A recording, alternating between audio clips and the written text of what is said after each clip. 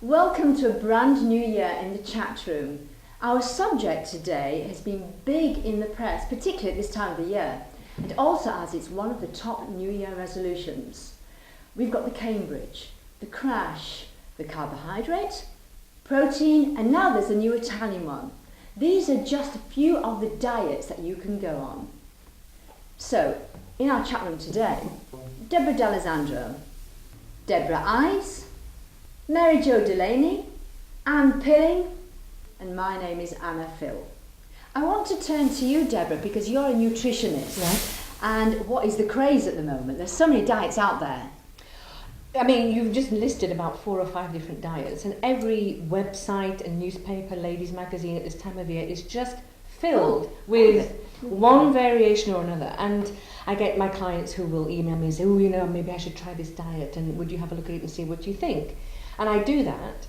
And if I'm totally honest, most of these diets are rehashing the same old principles, which are under a different name. Exactly, under a different name to promote a video or a workout video or a book or whatever. So there's nothing new and easy for us that has come up on the horizon. Well, I am a big believer. If there was, my goodness, we'd all be millionaires. I think specifically. No, it's not. Sorry. But all this, that's a good point here, is that from your point of view, Anne, because you're a counsellor, diets is a big thing for a lot of women. Well, men as well, but particularly women. Particularly women. It's a huge thing for very many people. But I think it's very much about not so much the diets. When it's the individual person, it's looking at the attitude to food. It's about seeing food as like fuel for the car. If you don't put petrol in the car, it won't go. If you don't put fuel in the body, it won't work.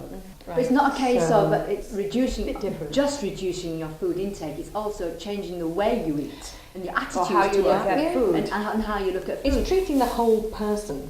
It's an inside job, not an external. And what's your thoughts on this, Mary Jo? Because you do quite a lot of writing and research for health as well. Yeah, well, my angle is always about simplifying the process of, you may have a great idea, you may set up a diet, you may have all the, what you want to do, the goals in your head, but now comes the time to go do the food shopping, to prepare the meals, to fitting into, so my angle, what I write in my articles and what I do a lot of research about is how science and industry has influenced our decisions. Getting that out of our lives. If that was You're talking about eliminated, types of foods. I'm talking about society. I'm talking about what society demands. I'm talking about voting with your fork. I'm talking about speaking up, going to your person at the supermarket and saying, look, where's this product? Getting the things you need to stay healthy. You learn How how do to take people care of know yourself. what they need? There's so much confusion. I mean, even people who are educated people don't know. For example, now in the States, they cannot advertise that milk is healthy for your bones anymore. But how many people know that? They're not putting it on the front page of the New York Times, Mary Jo. So how are people supposed to know? Vote with your fork. What are they voting for? Well, one of the things that I read just recently that I thought was very interesting is it's a writer, another journalist, who actually started his career and made his career researching agricultural changes, what they're doing in agriculture, what they're doing in industry, and he just came out with a book, and he tries to really just bring it down to one phrase, and that phrase is eat food, not too much, mostly plants.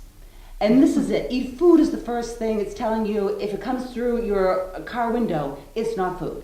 If it's processed, it's not food. That's the first thing it is. Define what food is. Car window. No, but it's time we have to go back to defining what food is. Yes. Okay? Yes. Next thing he wants to put in there, not too much. We can talk about nutrition, we can talk about diets day and night, but nobody's talking about quantity. Go away from the table a little bit hungry. But I definitely talk about portion size. Definitely Because it portion doesn't size. matter how healthy you are eating. If it's too much, it's too too much. much. But what kind of family unit? I mean, you came up with some good statistics about kids in America, didn't you? I mean, that was astonishing. Not good. They were shocking statistics. When I knew we were doing this chat on dieting, I have here that almost half of American children between the ages of 6 and 9 say they want to be thinner. I'd like to come in on that one because there's a great writer in America, Judy Hollis, she wrote a book called Fat is a Family Affair. And she deals a lot with the attitudes and the relationships and the emotions connected around families and their attitudes to food and how they often don't deal with feelings. And food's the easiest, it's the first thing that people can become addicted to. And that the ability Is it not because that's what we start our lives with? Of course, You know, it's drinking there, milk, it's suckling, there all the it's there. time. It's there. But it's just to say that when children are growing up in family environments, these days more families are dysfunctional than they are functional. Yes. And to handle the painful feelings that are going on inside, food's the first thing to anaesthetize, to satiate and to push down. Eating disorders can develop into, if it's anorexia, it's the control of not eating, and then they get mummy's attention. Out of every 3 people dieting, these are women, 1 out of those 3 will develop an eating disorder.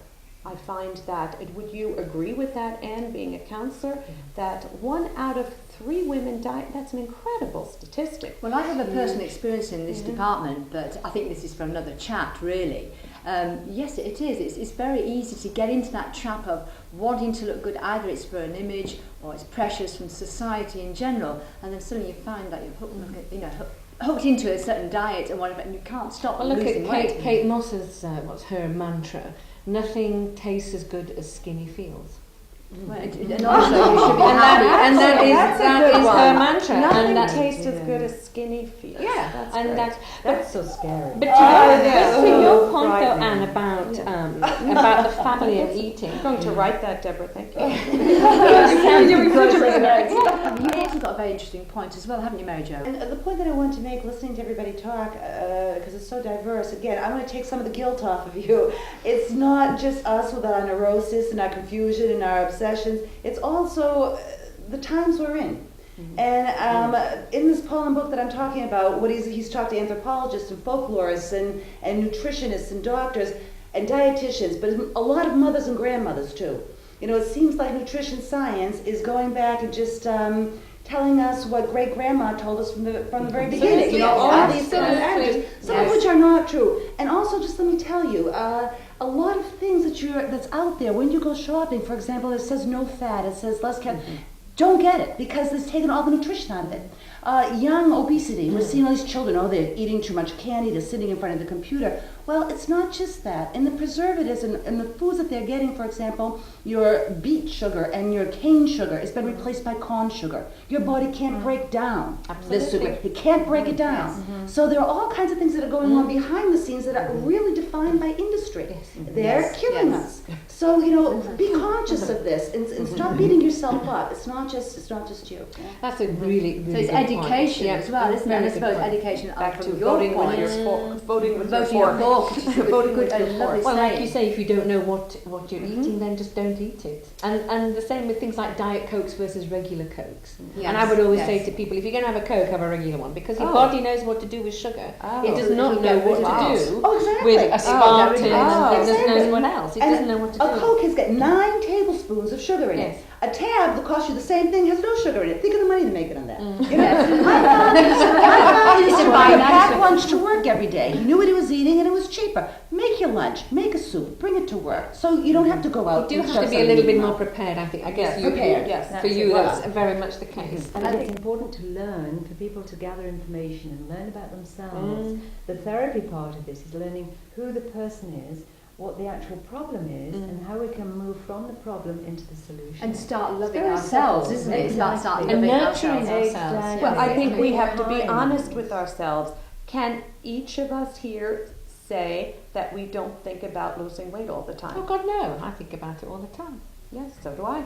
Mary Jo? I think we probably should have had a young person in this panel. Because, you know, we've all been through it, up and down and back and forth. Maybe we can say not a person here hasn't had a period in their life that they've had a struggle with food.